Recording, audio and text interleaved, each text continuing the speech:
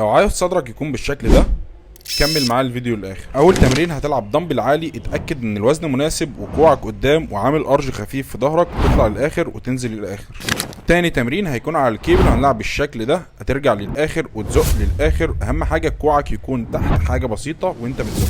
تالت تمرين هيكون على الكيبل، هتلعب بالشكل ده، هتلعب فلاي، اهم حاجه تسترتش للاخر وتزق وتعصر بعضلات صدرك الداخليه. رابع تمرين هيكون برضه على الكيبل، هنلعب هنا اماميات للاكتاف، وهنا نفس الدمبلز بالظبط بس هنا بيكون افضل والحمل بيكون احسن بكتير.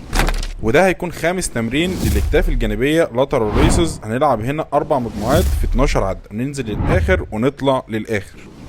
واخر تمرين هيكون ترايسبس بوش داون على الكيبل، ركز، خد خطوه لورا، طلع كوعك لقدام، اظبط الهاند وانزل للاخر واطلع للاخر، استرتش للعضله كامله.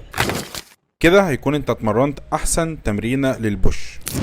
ما تنساش تعمل فولو واستنى الفيديو الجاي.